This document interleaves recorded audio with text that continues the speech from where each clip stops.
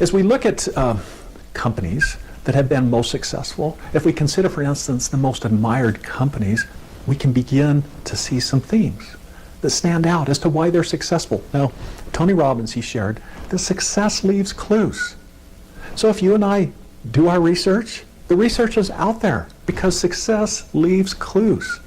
So if we look at Apple, one of the number one most admired company, what was the key to its success? Innovation, understanding trends, seeing where things could go, and being a trendsetter. User design, again, leveraging technology. If you look at Amazon, what was the key to Jeff Bezos' success?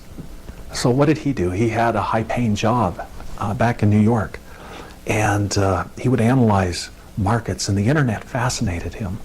And e-commerce, the concept of e-commerce fascinated him. It was very clear to him where e-commerce could go. And so what did he do? He quit his job, and he drove in his car with his wife, and they drove across country, and he started Amazon in a garage. What was the key to his success? A new business model. Understanding trends, where things are going. Understanding technology and taking advantage of technology. Google. We can look at all these companies, and what begins to happen is we look at remember, success leaves clues. As we look at these companies, and some of these companies here, how long have they been in existence? They haven't been around that long, and look at how powerfully successful they are.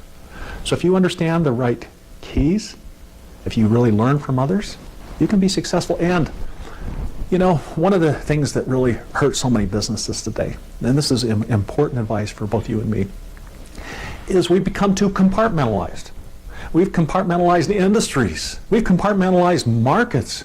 We've compartmentalized functions and skill sets. And in all this effort to compartmentalize, we've fragmented our ability and the skill that's needed to be able to focus on the customer and fully understand the customer. Large, hierarchical, complex, and cumbersome business models and organizations, if they can't change, they're going to collapse. And they are collapsing. And the old playbooks that large companies used to use to gain a competitive advantage by discouraging everyone in the marketplace, those will mean less, and those will become less and less of a barrier as time goes on. So, in the book, what we do is we help you to go about finding patterns of success. And we look at the most admired companies. We look at the most profitable companies. And then we take a look at Warren Buffett, the most successful investor there is. And we say, okay, what does he invest in? What criteria does he use? And then we also take a look at megatrends. So it's important for you to see the future and to understand what is working today so that you can capitalize on those things. So examples of some of the new keys to success that we discussed: cross-industry innovation. We talked about compartmentalization. We become overly compartmentalized. And people seem to want to think within those silos. But cross-industry innovation, if you look at opportunities from that perspective, there are huge opportunities. If you look across anything, there are huge innovation opportunities. Also, becoming hyper-connected.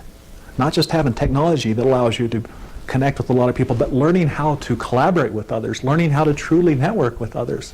This will become increasingly important. New business models.